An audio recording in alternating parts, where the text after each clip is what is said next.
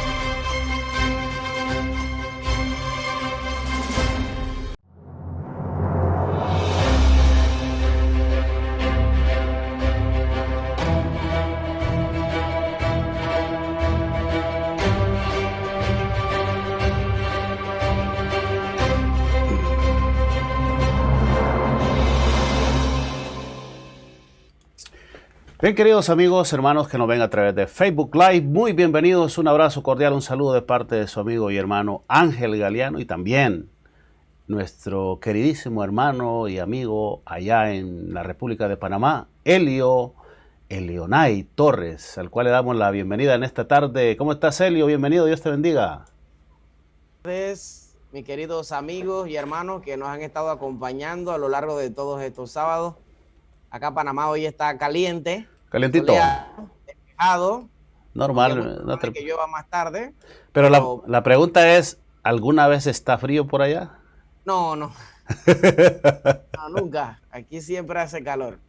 Con lluvia o sin lluvia. Esas son los dos seasons que tenemos aquí. Con lluvia o sin lluvia. Aquí no hay invierno, ni otoño, ni primavera. Ok, perfecto. Bueno, entonces tenemos a Elionay allá en Panamá, el cual pues nos ha estado acompañando desde hace unas semanas con estos estudios que realmente nos están dejando una enseñanza lindísima de lo que es la profecía bíblica, de lo que es el mensaje verdadero, de lo que es la palabra de Dios. El día de hoy pues tenemos este estudio, hemos decidido realmente tocar este tema. Yo sé que muchísimas personas, especialmente los adventistas del séptimo día, no les gustaría tocar porque cuando no hay seguridad del mensaje a veces que predicamos, tampoco tenemos la certeza de salir al aire y hablar de temas, pero nosotros tenemos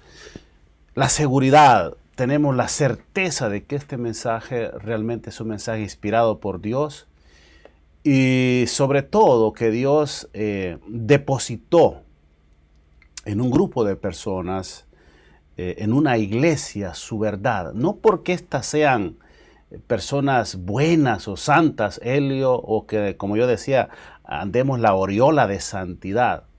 Lo que hace verdadero a un pueblo no es cuán buenos son estos o cuán poco pecadores son, sino la verdad que estos predican. Entonces, por eso nosotros hemos decidido sacar esta luz, ponerla a su disposición para que usted sea el mejor juez, analice con oración, con estudio. Porque como yo decía, Elio, y puedes hablar, no te quedes calladito,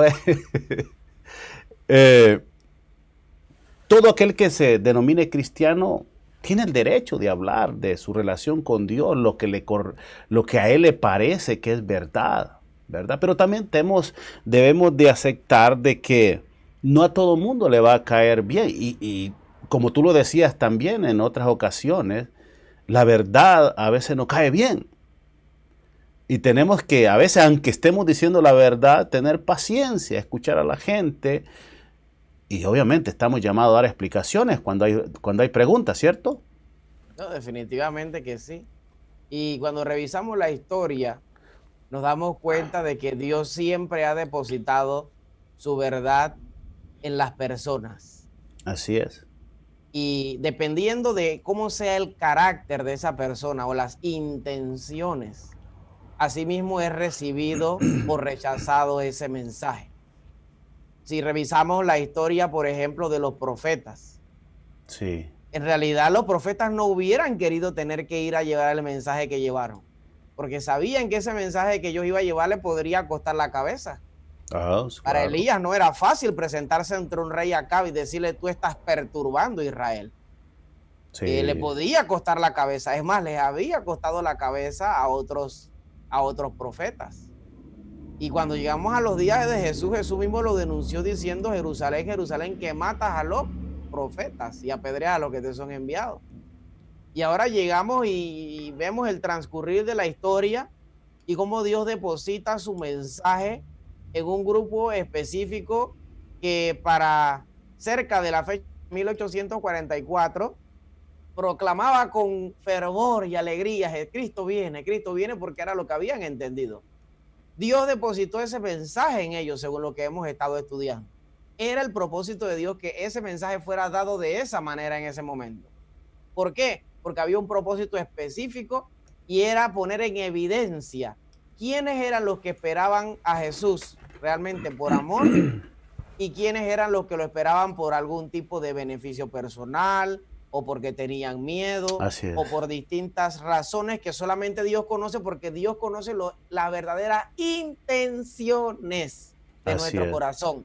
Nosotros podemos decir que tenemos muy buenas intenciones, pero probablemente tenemos mala dirección. Son cosas muy diferentes, las intenciones y la dirección. Podemos tener buenas intenciones, pero si Dios no dirige nuestras intenciones, haciendo más desastre que el bien que pensamos que estamos haciendo. Entonces, así a lo largo de la historia, Dios siempre ha tenido sus mensajeros, Dios siempre ha depositado su verdad en los hombres. Esto es interesante, ¿no? Porque es ciegos que dirigen a otros ciegos, ¿no? Tuertos que dirigen a ciegos. Y no es que no hay ningún santo ni ningún perfecto en esto, sino que al Dios poner esa verdad en nosotros beneficia al que va a decir la verdad. Primero beneficia a la persona. Cuando nosotros estamos aquí hablando con ustedes, en primera instancia nos beneficia a nosotros. Porque para poder hablarles a ustedes, primero tenemos que investigar. Y la idea de lo que estamos aquí es para despertar en ustedes el deseo que tenemos nosotros también de investigar. Porque como bien dice la palabra de Dios: y conoceréis la verdad. Y la verdad os hará libre. La busca.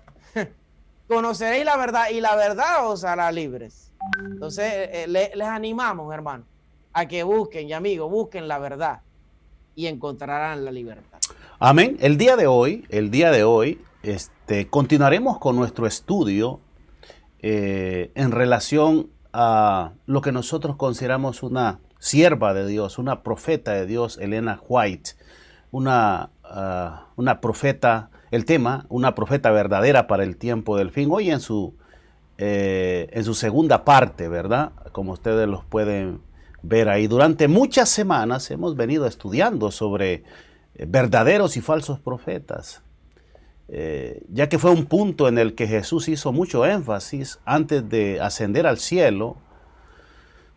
Sabemos que cada religión, cada denominación tiene un líder, una figura espiritual a la cual se le tiene respeto y reconocimiento por su ministerio o por sus hechos, ¿verdad? Y por su relación con Dios, hasta el punto que hay iglesias que los consideran personas inspiradas por Dios y se les reconocen atributos de profetas, de apóstoles hoy en día. Y en el mundo cristiano protestante, óigame, yo me pongo a mencionar el número de profetas y de apóstoles y todo eso, y yo no voy a terminar la lista, ¿verdad? Así es que si nosotros le decimos como adventistas que solo tenemos una, no se sorprenda. No se sorprenda que nosotros consideremos que Elena White fue una mujer inspirada por Dios. Usted lo que tiene que hacer es considerarlo, como decía Pablo, y si usted una vez utilizando la palabra de Dios se da cuenta de que hay cosas que no concuerdan, pues simplemente deséchelo, déjelo allí. Así que nosotros no deberíamos de escandalizarnos cuando escuchemos que hay alguien por ahí diciendo que ha recibido una revelación de parte de Dios. A decir verdad, mis queridos hermanos y amigos y Helio, Dios siempre ha estado revelando a sus siervos mensajes especiales especialmente para nuestros días, ¿verdad? Pero por el otro lado también debemos de aceptar que Satanás está trabajando en este mismo sentido, ¿verdad? Enviando profecías. Y como hablábamos anteriormente, Leo, sacamos una cita allá, creo que estaba en Deuteronomio, que los profetas falsos también dicen profecías verdaderas, ¿no?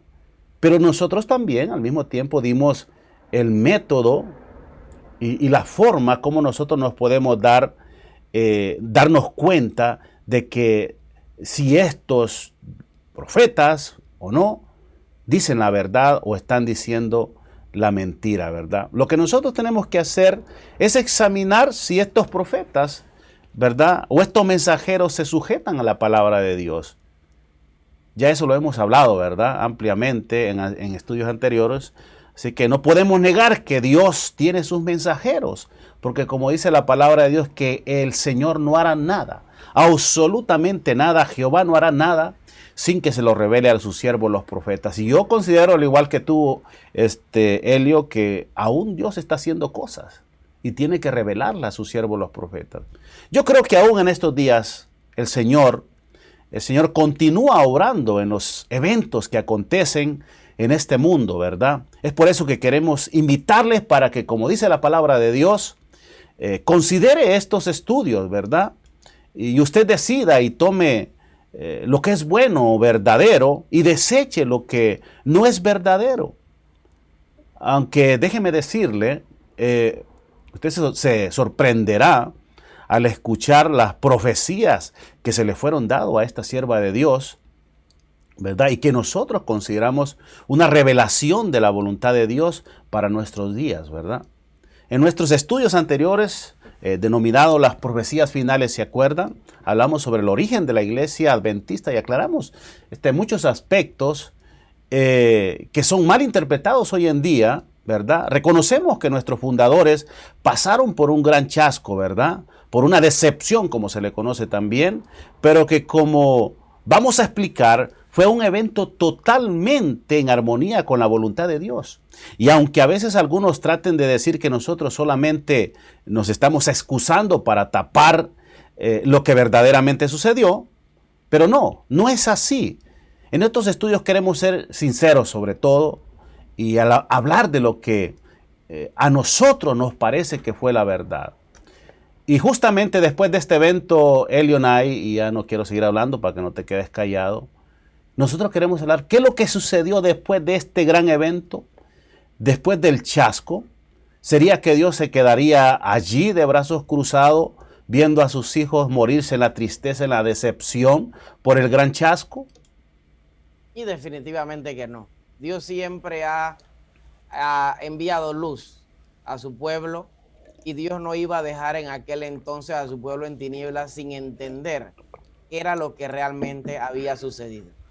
Pero antes de continuar, yo quisiera hacer una pregunta y es con respecto a los profetas. Si Sí. yo le preguntara, y usted pueden analizar cada uno en su casa, donde quiera que ustedes estén, ¿cuántos profetas tiene la iglesia adventista? Si su respuesta es, si usted es adventista y su respuesta es 1, su respuesta Acertó. está totalmente incorrecta y no sé en quién usted cree. Sinceramente, sin mencionar el nombre, no sé realmente en quién usted cree. Porque los adventistas del séptimo día creemos que tenemos muchos profetas, no uno. Demasiados en el Viejo Testamento. Un guía espiritual en común que dirigió también a esos profetas. Y ese guía espiritual en común es Cristo. Y en su momento ahora es el Espíritu Santo, que en realidad ha estado actuando a lo largo también de toda la historia. Porque ninguna palabra fue escrita por voluntad propia, nos dice la Biblia, sino que los varones de Dios, hombres de Dios, escribieron inspirados por el Espíritu Santo. Y no dice varón, ni dice hembra, dice, es plural, dice varones, es decir, fueron muchos los que fueron inspirados. Entonces la iglesia adventista del séptimo día no tiene un profeta. Es decir, si su respuesta era Elena G. de White, la respuesta es incorrecta. No tenemos un solo profeta. Tenemos muchos profetas que están en las Sagradas Escrituras, e inclusive profetas que jamás dijeron una profecía. Y no sé cómo se le llama. Y no sé cómo se le llama profeta, porque tal vez habría que ver el concepto de profeta que nosotros tenemos, ¿no? Entonces, vemos que en la realidad que detrás de todo esto, que Dios siempre ha enviado personas que guíen a su pueblo. Personas que en un momento dado se han dejado utilizar por el Espíritu Santo para dar un llamado de reprensión, porque en realidad es eso, es cuando el pueblo está desviado, Dios quiere meterlo en el camino. Sí. No siempre, la mayor parte del tiempo, si revisamos la historia, el mensaje que Dios ha enviado por su mensajero no ha sido para felicitación. El mensaje ha sido para corrección. Y el llamado por el cual la iglesia adventista existe, la razón de existir de la iglesia adventista, es para un llamado de corrección. Temed a Dios y dadle gloria, porque la hora de su juicio ha llegado. Nada nuevo, ¿verdad? Nada nuevo. No, es que eso no es nada nuevo en realidad. Adorad al Creador. Eso se remonta a la creación. El mensaje del primer ángel. El mensaje del segundo ángel que llama a la caída, que anuncia la caída de Babilonia. Tiene caída de hace rato en realidad. Sí. Con lo que hemos estado estudiando. Y el tercer mensaje que llama a la adoración del verdadero día de reposo. Incluye otras cosas para el pueblo de Dios. Pero de eso podremos hablar otro día. Claro que sí. Pero Dios siempre ha enviado la luz por medio de alguien. Y hoy en día nos está utilizando a nosotros también. Y es si nosotros permitimos que el Espíritu Santo nos utilice. Porque hay muchas personas que se quedan calladas como Aarón, junto con el becerro de oro, para que no le digan nada, para tener la aceptación del pueblo, el favor del pueblo, y que todo el mundo le aplaude. Y qué bueno este líder, este es el pastor que nos gusta, porque nos da todo lo que nosotros queremos. Qué bonito. Sí, ¿no? Es extraño porque a veces, yo a veces me pregunto, Leo, como seres humanos ahora somos muy dados de aceptar la autoridad, a veces de aquellos que tienen poder, de una iglesia fuerte económicamente, en volumen de miembros, pero a veces realmente ignoramos que la autoridad no tiene que ver con nada de eso tengo un pelito por aquí, no tiene nada que ver si una iglesia es grande, si tiene los mejores predicadores, o los que visten mejor, los que tienen mejores edificios, ¿no? Ignoramos a veces cómo es que Dios administra la verdad y cómo administra la justicia en el aspecto espiritual. Y como decía un principio, cuando nosotros queremos encontrar la verdad, tenemos que saber cómo buscarla. O sea, usted no va a decir, oye, voy a esta iglesia porque está grande, seguramente ahí predican la verdad. No. En la palabra de Dios no existe eso. Es más, cuando Dios escogió a Israel, dice que lo escogió porque era un pueblo insignificante, de los más significantes. O sea que habían otros pueblos que eran mucho mejores que Israel.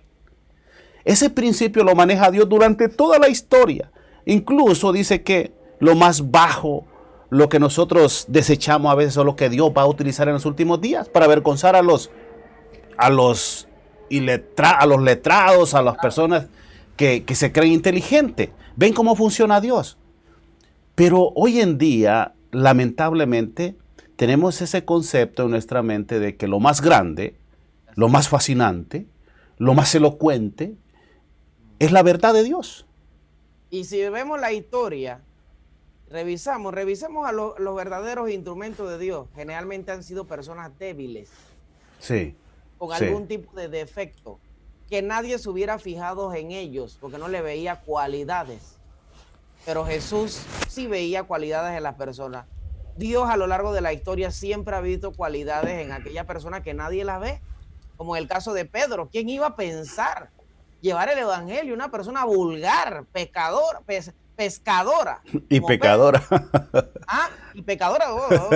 Pecadores somos todos, ¿no? Pero pero una persona vulgar del mar, ¿no? Ni siquiera era letrado, igual que Juan tampoco, y Felipe tampoco. Entonces, vemos esos casos interesantes, ¿no? Ahora, hay otros casos de gente letrada, así como en el caso de Saulo. Dios tenía un propósito Claro, especial sí, con sí. él, ¿no? Él era una persona letrada, su maestro había sido Gamaliel, no era cualquiera. Entonces, hay casos, y el caso que vamos a analizar el día de hoy con respecto a la hermana Ellen White es un caso bien interesante, porque inicialmente Dios no le hizo el llamado a ella. Y es lo que vamos a ver. La historia, si me permite, hermano Sí, Ángel, dele. la historia nos dice que antes de 1844, es decir, antes del chasco, Dios le envió una visión a un hombre norteamericano llamado Hazen Foss. Dios quería que Hazen Foss llevara su mensaje. El hermano Foss rechazó el mensaje de Dios. Poco tiempo después de 1844, Dios le envió la misma visión que le envió antes de 1844 al hermano Foss. Se la envió a una mujer norteamericana llamada Ellen Gould Harmon, que ustedes la conocen como Ellen White por su apellido de casada. Una mujer que tan solo llegó hasta el 3er grado de la escuela primaria debido a una enfermedad que le fue provocada luego de recibir una pedrada en la cara durante su niñez que le fracturó la nariz. La hermana aceptó el llamado de Dios, a diferencia del hermano Foss, y de ahí en adelante ella recibió muchas más revelaciones. Eso ocurrió poco después de 1844. Su primera visión, ella la recibió en el mes de diciembre del año 1844. Ya hemos estudiado que ella no era adventista del séptimo día. Ni siquiera guardaba el séptimo día.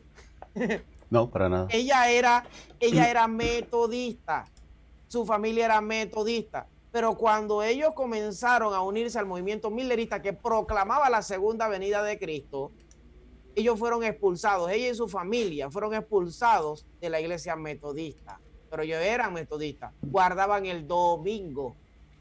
Y para allá ese diciembre, después del chasco, porque recordemos que el chasco fue el 22 de octubre de 1844. Así es. En diciembre de ese mismo año, ella recibe su primera visión, la cual ayudó a fortalecer la confianza de los creyentes en cuanto a la segunda venida de Cristo, luego de haber sido chasqueados.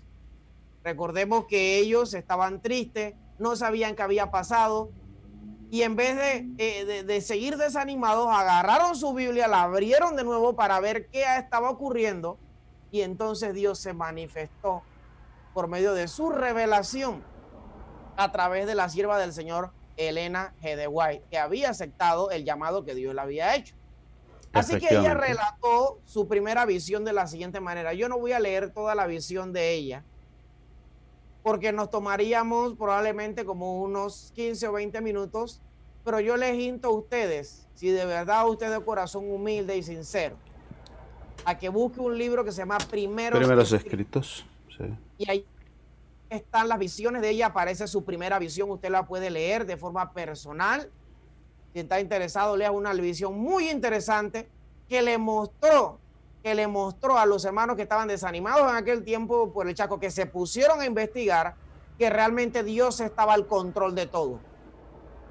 Y ella relató su primera visión de la siguiente manera. Mientras estaba orando ante el altar de la familia, el Espíritu Santo, y por la pregunta, ¿por qué estaba orando? Eso es interesante investigar por qué ella estaba orando. Se me recuerda mucho a Daniel capítulo 7, ¿no? ¿Se recuerdan Daniel orando por su pueblo? Sí. Porque ya se habían cumplido los 70 años de cautiverio. Para regresar, ¿no? Así es. Dice que la hermana White, ella estaba orando ante el altar de la familia y el Espíritu Santo descendió sobre mí, dice ella, y me pareció que me elevaba más y más y más por encima del tenebroso mundo. miré hacia la tierra para buscar al pueblo adventista, dice ella, pero no lo hallé en parte alguna. Entonces una voz me dijo, vuelve a mirar un poco más arriba. Alcé los ojos y vi un sendero recto y angosto trazado muy por encima del mundo. El pueblo adventista andaba por ese sendero en dirección a la ciudad que se veía en su último extremo, la ciudad santa. En el comienzo del sendero, detrás de los que ya andaban, había una brillante luz que, según me dijo un ángel, era el clamor de medianoche.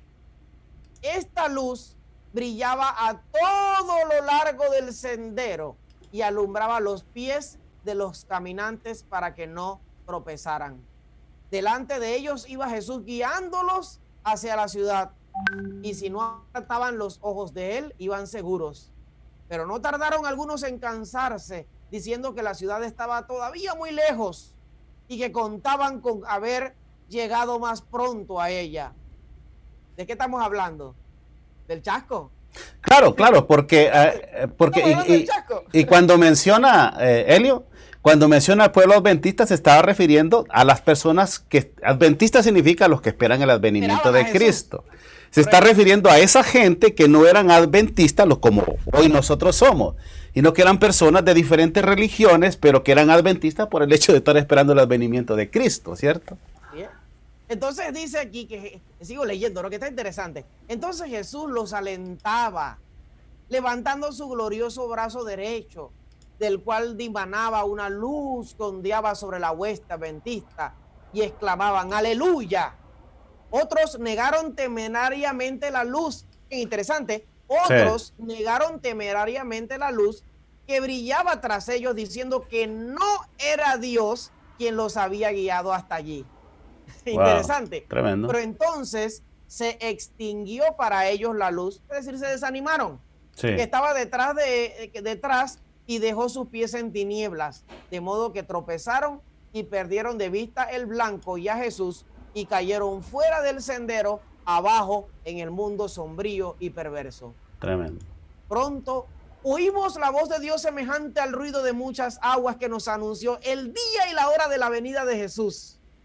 Los 144,000 santos vivientes reconocieron y entendieron la voz, pero los malvados se figuraron que era fragor de truenos y de terremotos. Esto es que ella está describiendo aquí, ya es los eventos previos, justo antes de la segunda venida de Jesús. Esto va a suceder, esto que ella está describiendo aquí, va a ser, es algo futuro, escatológico. Correcto. Cuando Dios señaló el tiempo, derramó sobre nosotros el Espíritu Santo y nuestros semblantes se iluminaron refulgentemente con la gloria de Dios, así como le sucedió a Moisés al bajar del Sinaí. Los 144,000 estaban todos sellados y perfectamente unidos. En su frente llevaban escritas las palabras, Dios, Nueva Jerusalén, y además una brillante estrella con el nuevo nombre de Jesús. Los impíos se enfurecieron al vernos en aquel santo y feliz estado, y querían apoderarse de nosotros para encarcelarnos. Esto va a suceder cuando extendimos la mano en el nombre del Señor y cayeron rendidos en el suelo. Entonces conoció la sinagoga de Satanás que Dios nos había amado a nosotros y que podíamos lavarnos los pies unos a otros y saludarnos fraternalmente con ósculo santo. Y ellos adoraron a nuestras plantas. Pronto se volvieron nuestros ojos hacia el oriente, donde había aparecido una nubecilla negra del tamaño de la mitad de la mano de un hombre, que era, según todos los que comprendían, la señal del Hijo del Hombre. Entonces, en solemne silencio contemplamos cómo iba acercándose la nubecilla, volviéndose cada vez más esplendorosa, hasta que se convirtió en una gran nube blanca cuya parte inferior parecía fuego. Sobre la nube lucía el arco iris, y en torno de ella aleteaban 10,000 ángeles cantando un hermosísimo himno. En la nube estaba sentado el Hijo del Hombre. Sus cabellos blancos y rizados le caían sobre los hombros y llevaba muchas coronas en las cabezas. Sus pies parecían de fuego, en la mano derecha tenía una hoz aguda y en la izquierda llevaba una de plata. Sus ojos eran como llamas de fuego y escudriñaban de par en par a sus hijos. Palidecieron entonces todos los semblantes y se tornaron negros los de aquellos a quienes Dios había rechazado. Todos nosotros exclamamos, ¿quién podrá permanecer? ¿Se acuerdan de este texto? Así Apocalipsis, es. ¿qué? Apocalipsis 6, ¿se acuerdan? Al final de Apocalipsis capítulo 6, donde dice, cuando Cristo aparezca en la nube de los cielos, ¿quién podrá estar firme? ¿Quién podrá permanecer? ¿Está mi vestidura sin manchas? Después cesaron de cantar los ángeles y por un rato quedó todo en pavoroso silencio cuando Jesús dijo, quienes tengan las manos limpias y puro el corazón podrán subsistir. ¿Eso qué? ¿Salmo qué? Salmo 24, ¿se acuerdan? ¿Quién subirá al monte de Jehová? ¿Quién estará en su lugar santo? El limpio de mano y puro de corazón, ¿recuerdan? Y entonces dijo Jesús, bastaos en mi gracia.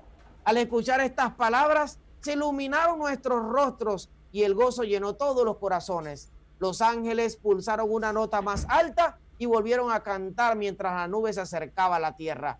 Luego resonó la argentina trompeta de Jesús a medida que él iba descendiendo en la nube, rodeado de llamas de fuego. Miro las tumbas de los santos dormidos. Está describiendo la segunda venida de Jesús. Qué bonito, ¿verdad? Claro que sí. Pues alzó sus ojos y las manos hacia el cielo y exclamó, despertad, despertad, despertad, los que dormís en el polvo, y levantaos. Hubo entonces un formidable terremoto. Se abrieron los sepulcros y resucitaron los muertos revestidos de inmortalidad. Los 144 exclamaron, aleluya, al reconocer a los amigos que la muerte había arrebatado de su lado, y en el mismo instante nosotros fuimos transformados y nos reunimos con ellos para encontrar al Señor en el aire. Y quiero resumir lo que sigue para no alargar tanto la lectura.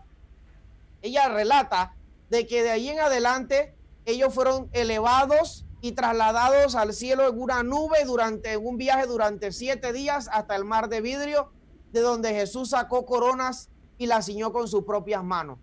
También les dio arpas de oro, le dio palmas de victoria y vio a los 144,000 formando un cuadrado perfecto en el mar de vidrio. Algunas coronas dicen que eran más brillantes que las otras, algunas tenían más estrellas que otras, pero todos estaban perfectamente satisfechos con la corona que recibieron. Todos iban vestidos con resplandeciente manto blanco desde los hombros hasta los pies. Había ángeles por alrededor de ellos mientras iban por el mar de vidrio hacia la puerta de la ciudad. Entonces Jesús llega a la entrada de la puerta de la ciudad, levanta su brazo potente y glorioso, lo pone sobre la perlina puerta y la hace girar sobre sus relucientes bisagras o goznes, es el término que ella usa, y les dice, en mi sangre lavaste vuestras ropas y estuviste firmes en mi verdad. Entrad. Y todos entraron con el perfecto sentimiento de que ellos tenían derecho de estar en la ciudad. La historia continúa en cuanto a lo que ella vio allá en el cielo.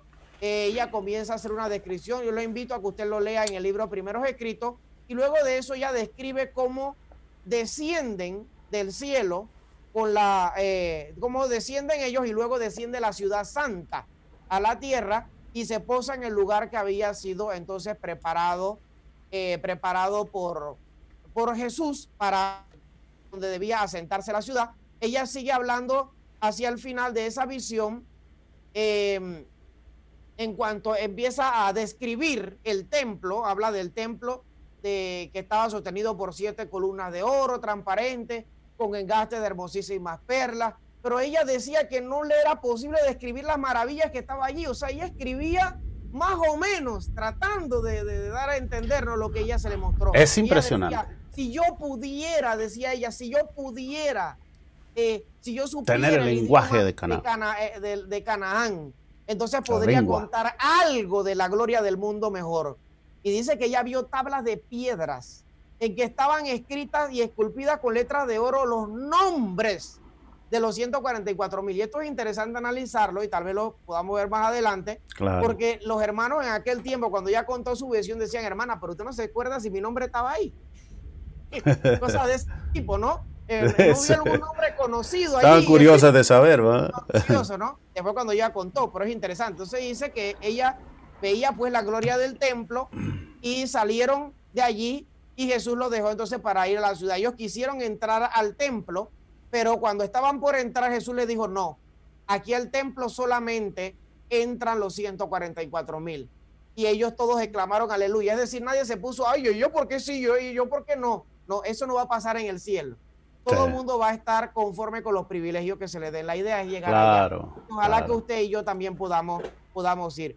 Así que pronto entonces ellos escucharon la amable voz de Jesús que decía, venid, pueblo mío, que habéis salido de una gran tribulación, hicieron mi voluntad, sufrieron por mí, vengan a la cena. Y ahí viene la parte interesante, porque dice que Jesús sirve la cena y dice que ellos exclamaron, aleluya, gloria, entran a la ciudad y ven una mesa de plata pura, de muchos kilómetros de longitud, y sin embargo la vista la podía abarcar toda. Y eso es lo que dice el Apocalipsis, ¿verdad? Es lo que dice Apocalipsis. Ella vio el fruto del árbol de la vida, el maná, ve almendras, ve higos, granadas, uvas, muchas otras especies de fruta, y le pide a Dios, ella le pide a Jesús en su visión que le permita comer del fruto. Y Jesús le dijo, no, todavía no. Quienes comen del fruto de este lugar ya no pueden regresar a la tierra. Entonces se le dice, pero si eres fiel, no tardarás en comer del fruto del árbol de la vida y beber del agua del manantial. Y le añadió Jesús diciéndole, debes volver de nuevo a la tierra y contarle a otros lo que se te ha revelado. Entonces un ángel la vino transportando suavemente nuevamente a este oscuro mundo. Y dice que a veces ella, después de esa visión, le parecía que ya no podía permanecer aquí porque había visto algo mejor. Dice, me siento solitaria, es la expresión que uso, me siento muy solitaria aquí, pues he visto una tierra mejor. Ojalá tuviese alas, decía ella, para echar a volar como la paloma, para obtener descanso. Y ella cuenta que cuando ella salió de la visión, todo le pareció muy cambiado. Todo lo que miraba era tétrico. Dice, cuán oscuro era el mundo para mí. Lloraba al verme aquí y sentía nostalgia. Había visto algo mejor y ello arruinaba este mundo para mí.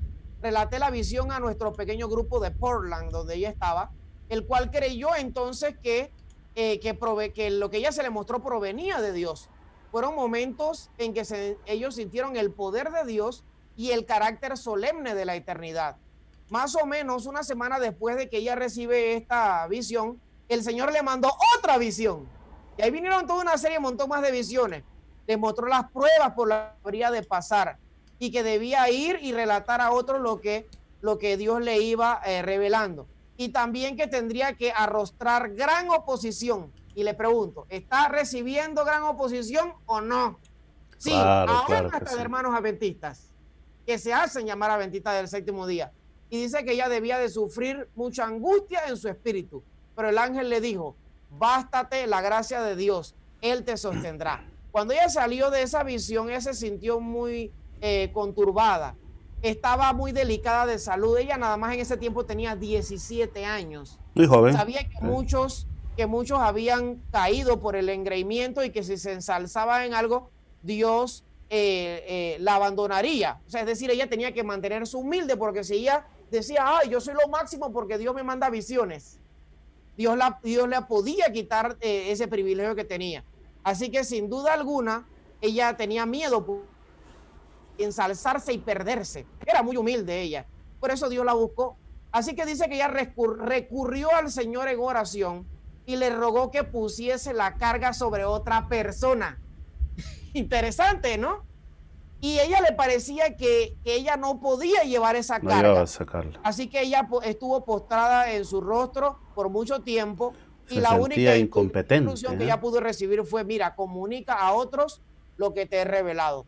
Ella dice que la mayoría de las cosas que se le revelaban eran llamados directos, en realidad, a la apostasía. La mayoría de las revelaciones que ella tuvo no eran proféticas. La mayoría eran llamados directos a la apostasía que se vivía en la iglesia en aquellos días. Claro. Tanto colectivas como individuales. A la vez que Dios le indicaba que esa apostasía que estaba ocurriendo en aquellos días se iba a repetir aún con más fuerza hacia el cielo.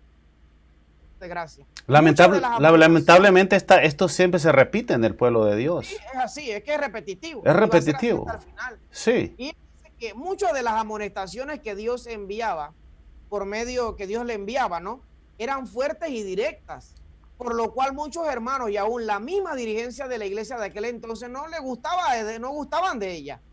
En cierta ocasión, ella intentó diluir un mensaje fuerte que Dios le mostró para la iglesia y no escribió exactamente lo que Dios le indicó.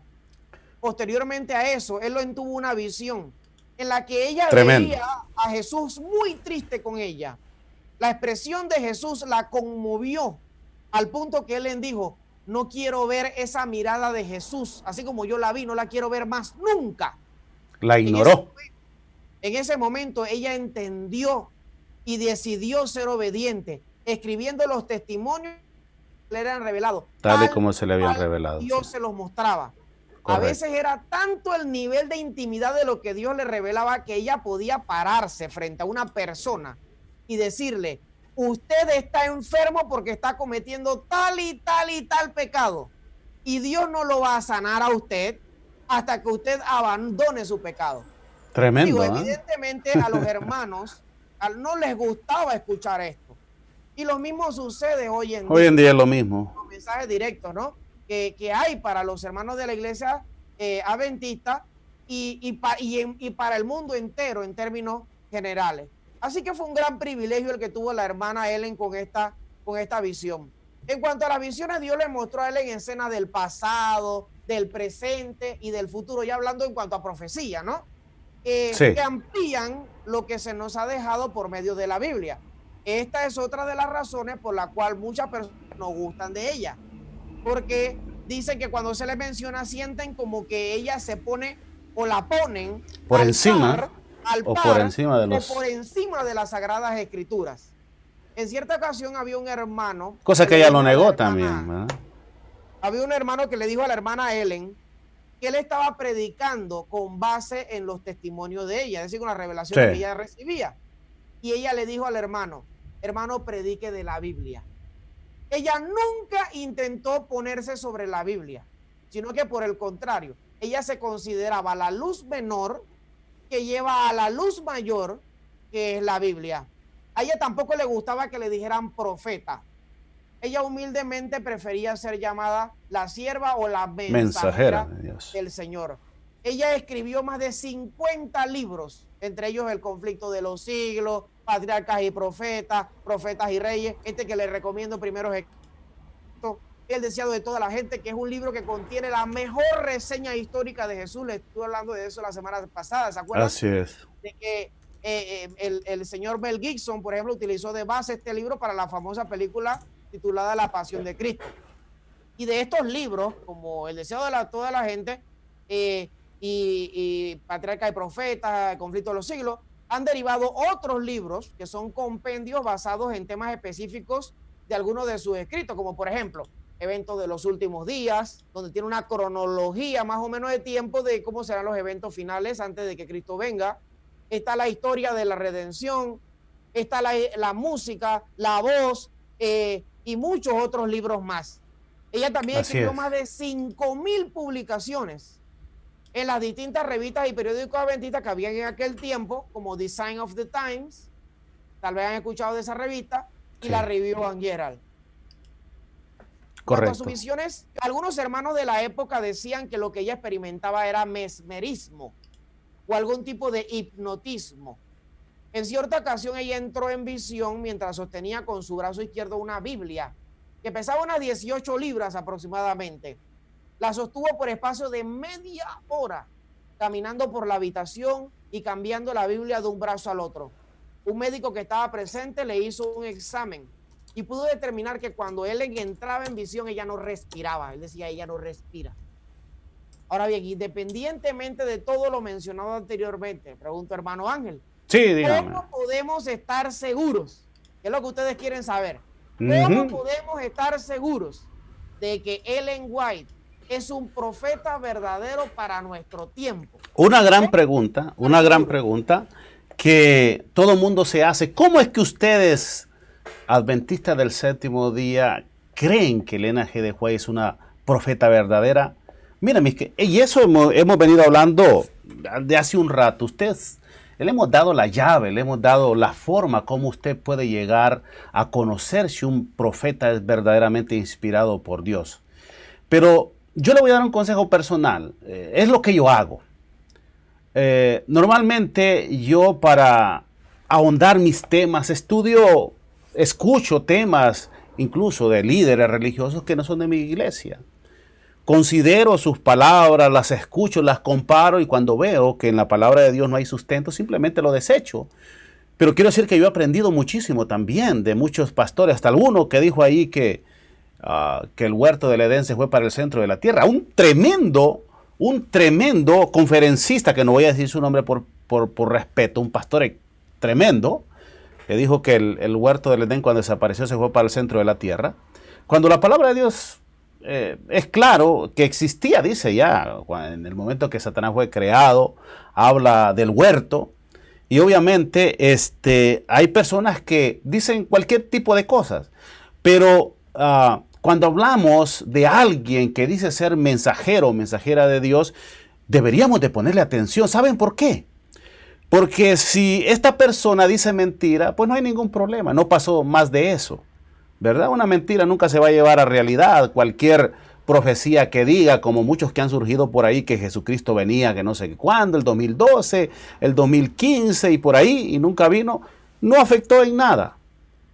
Pero si este profeta dice la verdad y usted no le creyó o no consideró, se está metiendo en grave problema.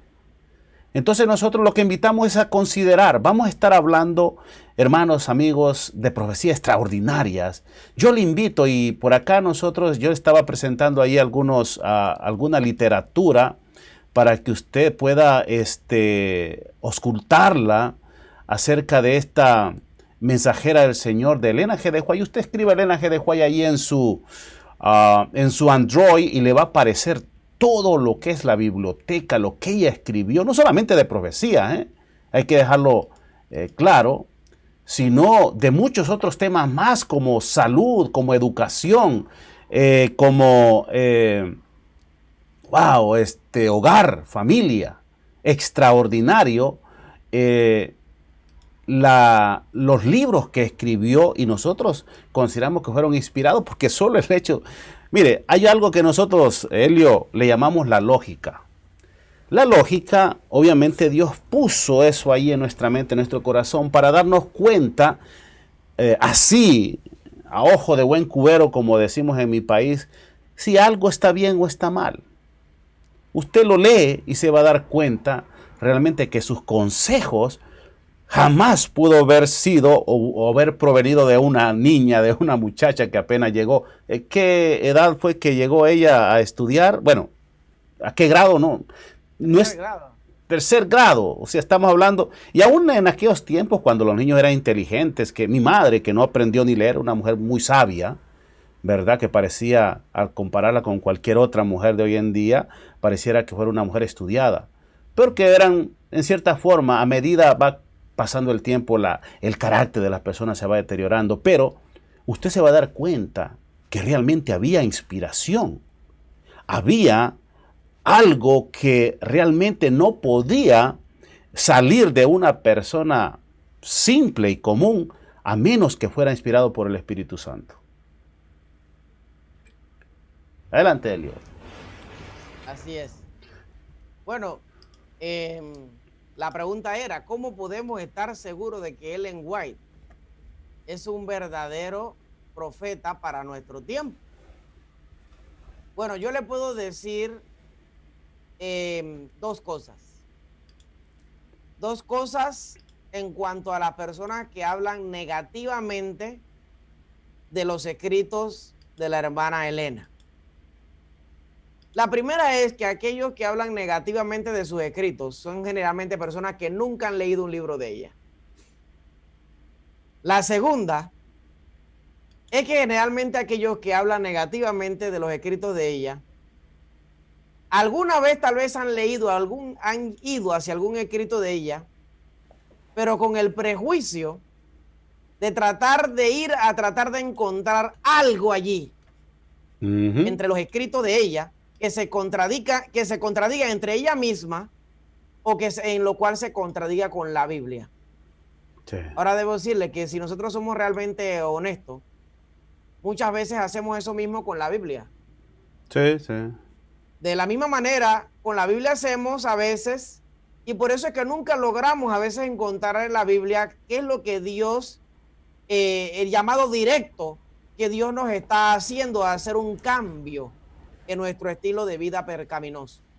Porque aún en el mundo cristiano vemos cualquier cantidad de personas torciendo las Sagradas Escrituras.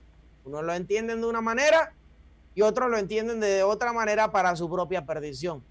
Sí, el que ha leído algunos de los escritos de la hermana Ellen puede ver fácilmente y corroborar que ella no contradice en ningún momento la palabra de Dios y tampoco ya se contradice a sí misma. Usando la metodología bíblica que se nos ha enseñado, por sus frutos lo conoceréis, ¿se acuerdan, no? Podemos ver claramente que lo que a ella se le reveló proféticamente hablando, es decir, en lo que ha sucedido en el tiempo, se ha cumplido y se está cumpliendo.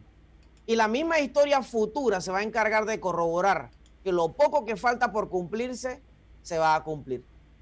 Por otro lado, en ninguno de los escritos de la hermana Ellen encontraremos un mínimo indicio de que ella nos guíe hacia la idolatría o a la apostasía, sino todo lo contrario, y por eso es que ella se metía en problemas.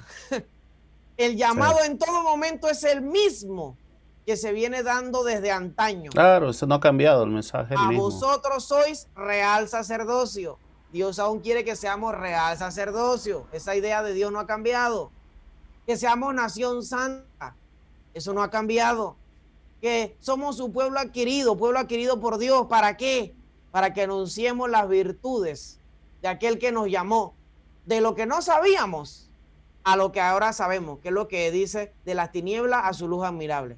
Amén. Por el contrario, el falso profeta o maestro siempre va a guiar al pueblo a lo contrario, a rebajar las normas. Las normas, correctamente. El que es verdaderamente humilde y sincero de corazón encontrará el llamado especial que Dios está haciendo al arrepentimiento por medio de los escritos de la hermana Ellen, a elevar las normas.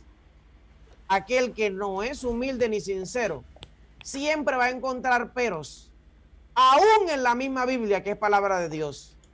Y igual que sucedió en el pasado, rechazará a los verdaderos profetas, pero alabará a aquel profeta que le dice solo las mentiras y cosas bonitas que quiere escuchar.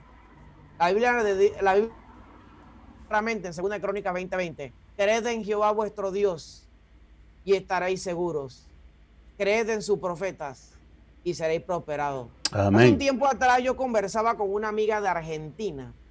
Ella no es adventista, pero en algún momento de su vida fue cristiana. ¿A qué iglesia cristiana asistía? No sé, porque eso es todo lo que yo sé, que alguna vez me dijo, no, yo alguna vez fui cristiana.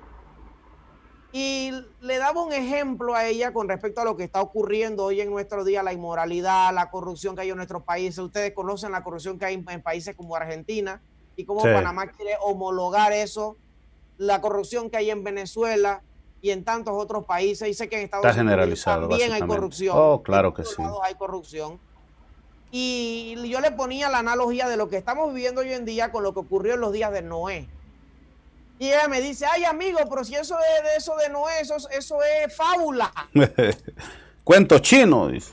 Eso es fábula, eso es un invento de alguien que se le ocurrió ese cuento y escribió allí, pues en ese libro. Eso son fábulas, no creas esas fábulas. Entonces, ni en la Biblia a veces creemos, a pesar de que las evidencias están allí, de que aquí hubo un cataclismo, de que hubo algo sobrenatural. La ciencia lo ha dejado claro, ¿verdad?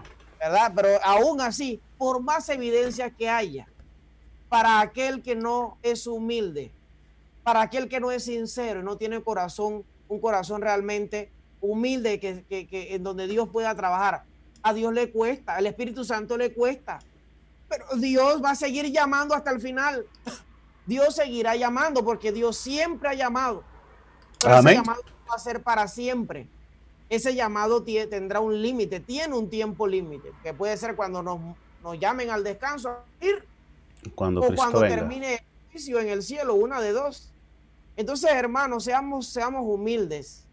La Biblia nos habla en el libro de Primera de Reyes 22, creo que lo estuve mencionando con respecto a eso los otros días, cuando un rey de Judá que se llamaba Josafat. Josafat quería ir a la guerra contra los sirios en conjunto con el rey de Israel. Así que el rey Josafat le pide al rey de Israel que consulte con los profetas a ver si debían ir a la guerra o no. Así que el rey de Israel reúne como a 400 profetas para consultarles. Todos los profetas dijeron, sí, rey, perfecto. Anda, que Dios te va a entregar a los sirios en vuestras manos. El rey Josafat no estaba muy convencido. Así que le pregunta al rey de Israel, Josafat era el rey de Judá, le pregunta al rey de Israel, oye, ¿no habrá otro profeta por allí al cual le podamos consultar? Y el rey de Israel le contesta a Josafat, bueno, y esto es bíblico, pueden leerlo, 1 Reyes capítulo 22. Claro. El rey le contesta a Josafat, bueno, sí, hay uno por allí que se llama Micaías, pero a ese profeta yo lo detesto, porque nunca me profetiza bien, siempre me profetiza mal. Entonces Josafat le dice al rey de Israel, no habla así el rey. Entonces el rey, Josafat lo convenció y el rey de Israel accedió y mandaron a llamar entonces al profeta Micaías para consultarle si debían ir a la guerra o no. Usted puede leer el resto de la historia ahí en 1 Reyes capítulo 22, pero yo le pregunto, el que conoce la historia y el que no, que la busque y analice lo que le voy a preguntar. ¿Cuál era el problema que tenía el rey de Israel con Micaías? De lo cual el rey de Israel alegaba que Micaías siempre lo profetizaba mal. ¿Que no le gustaba que le dijera la verdad? Ahí está. Si revisa allí, usted va a encontrar que el problema que tenía el rey de Israel con Micaías era que la voluntad de Dios, la voluntad que Dios manifestaba por medio del profeta, no cuadraba con su propia voluntad personal. Sí. Por eso es que mataban a los profetas. Por eso mataron a Jesús. Por eso mataron a los discípulos y a los apóstoles de Cristo. Por eso persiguieron a Lutero y a los demás reformadores de la iglesia. Por eso mismo muchos se hacen llamar pueblo de Dios o pueblo adventista algunos y rechazan los testimonios claros para nuestro tiempo que nos han sido dados por medio de la mensajera del Señor, Elena G. de White. Porque la mayoría de sus amonestaciones son llamados a elevar las normas. Y no queremos elevar las normas, sino que queremos que cada vez se degraden más, porque no estamos dispuestos a abandonar el pecado que nos gusta y queremos seguir haciendo nuestra propia voluntad, aún a sabiendas que esa no es la voluntad de Dios. El profeta Elías preguntaba, ¿hasta cuándo claudicaréis vosotros entre dos pensamientos? Si Jehová es Dios, seguidle, dijo Elías. Primera de Reyes en capítulo 18 lo pueden encontrar, versículo 21, si no me equivoco debe estar. Palabras duras las del profeta Elías, que le podían haber cortado la cabeza en ese tiempo. Él estaba solito contra el montón de profetas de Baal que había llevado a Acab y todo el pueblo de Israel ahí que no sabía ni fu ni fa para dónde, cuál será el verdadero Dios, el que responda con fuego. Bueno, vamos a esperar a ver. Las palabras eran duras, pero es que si usted revisa la historia, va a poder confirmar que los profetas verdaderos jamás han tenido un mensaje fácil que entregar. No. Porque el mensaje siempre ha sido el mismo. ¿Hasta cuándo con la apostasía? Y estas reuniones, este estudio que estamos teniendo con el hermano Ángel, es un llamado para usted, mi amigo y hermano. Es un llamado para nosotros mismos, hermano Ángel, y para mí. ¿Hasta cuándo nos dice Dios vamos a seguir con la apostasía? Dios no va a contender para siempre con el hombre. La puerta de la gracia se va a cerrar, dejando tras sí cada caso decidido, ya sea para vida eterna o para muerte eterna. Jesús seguirá llamando a sus verdaderos hijos fieles, pero no tenemos fecha de hasta cuándo.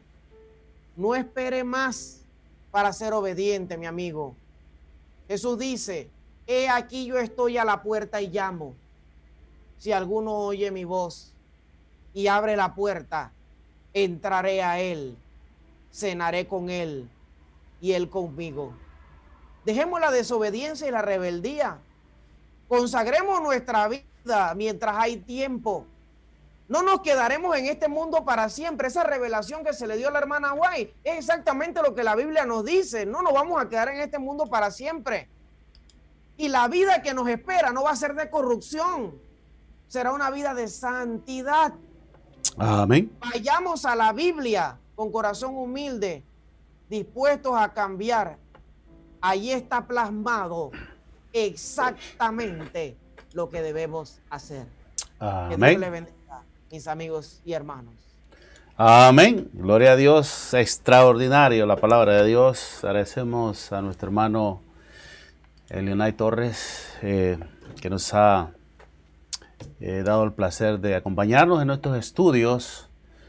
Hermanos, queremos decirle que vamos a estudiar profecías extraordinarias. Usted se va a dar cuenta del don profético que la iglesia adventista tiene, el cual fue dado a esta mensajera, que está siendo despreciado no solamente por el mundo, incluso por sus mismos hermanos, que hoy nos denominamos adventistas del séptimo día.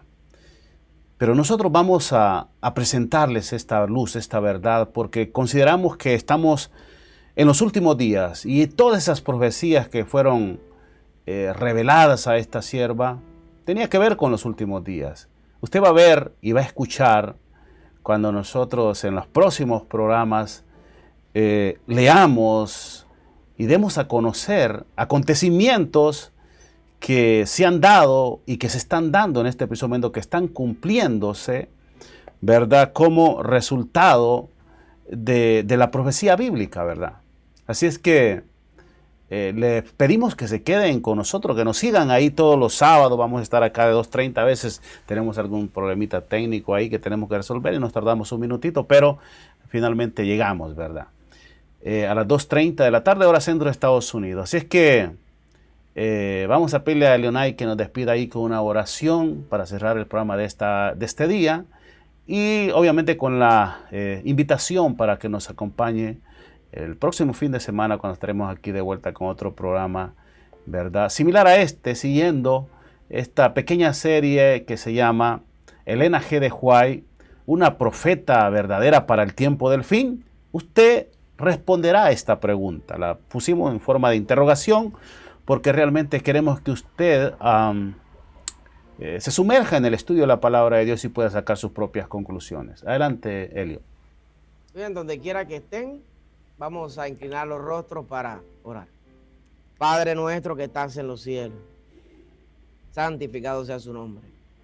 Gracias por la oportunidad que nos da esta tarde de poder compartir con los amigos y hermanos que se han conectado a través de las distintas redes el llamado de amonestación, el llamado hacia abandonar la apostasía que usted nos ha venido haciendo a lo largo de todos los tiempos. Queremos ser obedientes. Queremos tener corazón humilde para que cuando usted nos presente la verdad en contraste con el error, podamos aceptarlo y dar media vuelta e ir en dirección contraria en el camino que lleva hacia la vida eterna. Si hemos sido duros de corazón en el pasado, si no hemos hecho caso, por cualquiera sea el motivo, le pedimos perdón. Pero de aquí en adelante queremos hacer las cosas de forma diferente. Queremos ser testimonios para el mundo.